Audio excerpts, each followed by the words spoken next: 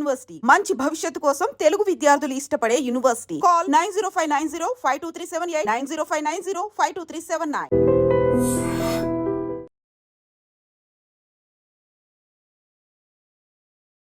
ఇవేం పాడు పనులురా నాయనా అంటూ ఓ వ్యక్తిని అక్కడున్నటువంటి మహిళలు చెప్పులతో కొడుతూ దేహశుద్ధి చేస్తున్నారు. ఈ వీడియోస్ మీరు చూస్తున్నారు కదా. పార్వతీపురం జిల్లా మన్యం ఇక్కడ డాక్టర్ వసంత్ కుమార్ అనే ఒక హాస్పిటల్లో పనిచేసిన ఒక వ్యక్తి అక్కడ స్టాఫ్గా కూడా స్థానికులు చెప్తున్నారు.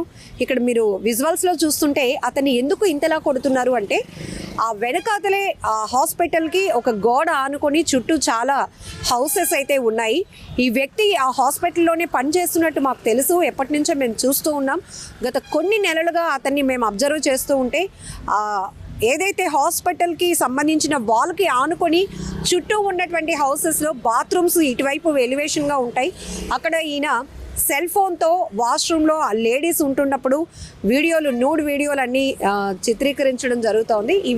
ఈ ఎవిడెన్స్లు కూడా అతని ఫోన్లో మేమంతా చూసి ఇలా చెత్త కొడుతున్నాం, బుద్ధి చెప్తున్నాం, ఆ తర్వాత పోలీసులకి అప్పు చెప్తున్నాం అంటూ స్థానికులు తీవ్ర ఆగ్రహ ఆవేశాలతో చెప్తున్నటువంటి దృశ్యాలు ఇవి. ఎంత దారుణం అంటే ఎక్కడ కూడా అసలు మహిళలకు భద్రత లేదా. షాపింగ్ కాంప్లెక్స్లో కూడా హిడెన్ కెమెరాస్ పెడుతున్నారు.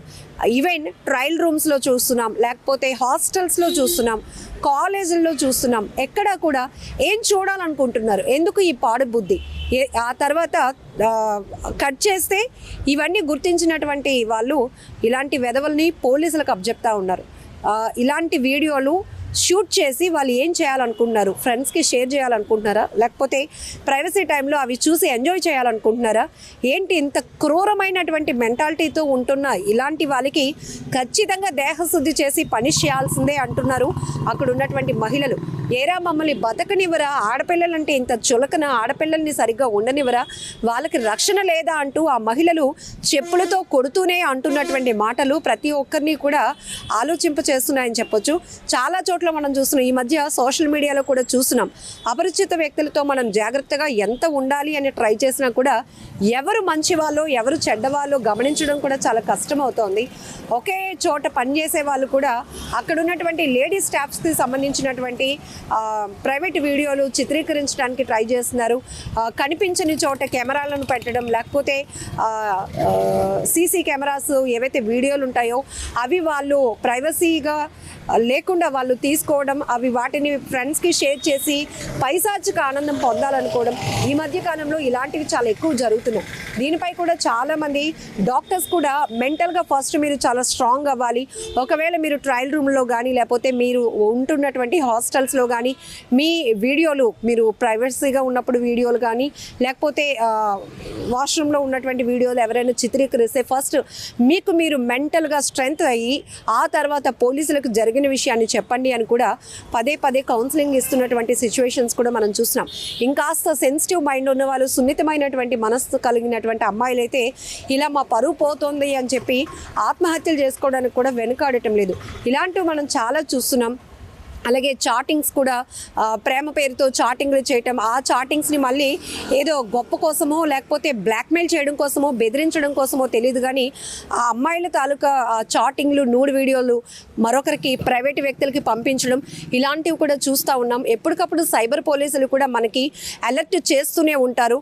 ఎందుకంటే న్యూడ్ కాల్స్ కానీ ఇలాంటివి వీడియోలు కానీ ఇలాంటివి ఏవైనా లేకపోతే మార్ఫింగ్ వీడియోస్ ఇలాంటివి ఏవైనా ఫస్ట్ మీరు మెంటల్గా స్ట్రాంగ్ అవ్వండి. మీకు జరిగిన అన్యాయం కోసం మా దగ్గరకు వచ్చి చెప్పండి, మేము మీకు కావాల్సినటువంటి న్యాయం చేస్తాం. ఎవరైతే మీరు బాధితులు ఉన్నారో మీ యొక్క డీటెయిల్స్ కూడా మేము గోప్యంగా ఉంచి కేసుని డీల్ చేస్తాం. మీరు దీనికే చిన్న విషయాలు కూడా సూసైడ్ వరకు వెళ్ళొద్దు అని చెప్తున్నారు. మరొక వైపు తల్లిదండ్రులకి చెప్పుకోలేని అమ్మాయిలు కూడా చాలామంది ఉంటారు. అలాంటి వాళ్ళు కూడా మీరు ప్రైవసీగా మా దగ్గరకు వచ్చి అప్రోచ్ అయితే కనుక మీ డీటెయిల్స్ కూడా బయటకు రాకుండా మేము కేసు ఇన్వెస్టిగేషన్ చేస్తాము, అలాంటి వెధవల్ని పట్టుకుంటాము అని కూడా సైబర్ పోలీసులు చాలా సార్లు కూడా వాళ్ళు అవేర్నెస్ కల్పించిన దృశ్యాలు. ఇక్కడ మన్యం జిల్లా పార్వతీపురంలో కూడా ఒక హాస్పిటల్లో పనిచేస్తున్నటువంటి ఒక సిబ్బంది, అంటే పేషెంట్స్ ఎంతో పెయిన్తో వస్తూ ఉంటారు. లేదంటే హాస్పిటల్ కూడా మనకి ఒక గుడి లాంటిది అని భావిస్తాం. ఎందుకంటే బాధలో ఉన్న వాళ్ళకి అక్కడ పెయిన్ రిలీఫ్ అవుతుంది, ఆరోగ్యం బాగుపడుతుంది. కాబట్టి అక్కడ డాక్టర్తో పాటు పనిచేసే స్టాఫ్ కూడా అంతే క్రెడిబిలిటీగా, కమిట్మెంట్గా, డెడికేషన్గా ఉంటారు అనేది ప్రతి ఒక్కరూ ఆలోచన ఉంటుంది, నమ్మకం ఉంటుంది కాబట్టి చాలా ఫ్రీగా ఉండొచ్చు. కానీ అలా హాస్పిటల్లో పనిచేస్తున్నటువంటి ఈ వ్యక్తి ఆ వెనకాతలో ఉన్నటువంటి హౌసెస్కి సంబంధించి వాష్రూమ్లో కెమెరాలు పెట్టి మహిళలు స్నానాలు చేస్తున్న టైంలో కానీ బట్టలు మార్చుకుంటున్న సమయంలో వీడియోలు చిత్రీకరించి పైశాచిక ఆనందం పొందాలనుకుంటున్నాడు. ఆ వీడియోలు కూడా మేము చూసిన తర్వాతే ఆ ఎవిడెన్స్లు మా దగ్గర ఉన్నాయి కాబట్టి ఈ వ్యక్తికి ఇలాంటి వాళ్ళ మానవ మృగానికి అంటే ఇలాంటి వాళ్ళు మనుషులు అనే కన్నా యానిమల్స్ లాగానే వీళ్ళని ట్రీట్ చేయాలి అన్నట్టుగా భావించి అక్కడ మహిళలు చెప్పులతో కొడుతూ దేహశుద్ధి చేశారు. ఆ తర్వాత స్థానికంగా ఉన్నటువంటి పోలీసులు కూడా సమాచారం ఇవ్వడంతో ఆ వ్యక్తిని పోలీసులు అదుపులోనికి తీసుకున్నారు. సో దయచేసి ఇలాంటి వాటిపైన చాలా చాలా అవేర్నెస్ అవసరం. ఒకవేళ అమ్మాయిలు ఇలాంటి ఉచ్చులో చిక్కుకుంటే కనుక ఖచ్చితంగా మీరు ధైర్యం తెచ్చుకొని మీ ఫ్రెండ్స్కి షేర్ చేసుకొని ఫ్యామిలీ మెంబర్స్కి చెప్పో పోలీసులను కూడా అప్రోచ్ అవ్వడం చాలా మంచిది. భారతపురం మన్యం జిల్లా రాయగఢ్ రోడ్లో వసంత్ కుమార్ హాస్పిటల్ ఉంది. హాస్పిటల్లో పనిచేస్తున్న అతను డాక్టర్ ఎవరో తెలియదు, కానీ హాస్పిటల్లో పనిచేస్తారు ఆయన. అయితే బ్యాక్ సైడ్ మా దూరాస్పేట చిందారు ఇది బ్యాక్ సైడ్ మా హౌసెస్ ఉన్నాయి, చుట్టుపక్కల నీళ్లు ఉన్నాయి. జస్ట్ గోడ దూకితే ఇంట్లోకి రావచ్చు, అన్ని కనిపిస్తున్నాయి ఇల్లులన్నీ. అయితే బ్యాక్ సైడ్ నుంచి విండోస్, బాత్రూమ్ విండోస్ ఉన్నాయి. ఆ విండో లోపల నుంచి సెల్ పెట్టి అమ్మాయిలకి న్యూడ్ ఫోటోలు తీస్తున్నాయి. ఇది మా పరంగా కాదు, అతను సెల్ చెక్ చేస్తాము, సెల్ లో ప్రూఫ్ ఉంది. మా ఒక్కరిదే కాదు, చాలా మంది లేడీస్ న్యూడ్ ఫోటోలు, న్యూడ్ వీడియోస్ ఉన్నాయి. అది ఎవరికి తెలియదు కాబట్టి చాలా ఉన్నాయి ఫోటోలు మాత్రం ఉన్నాయి.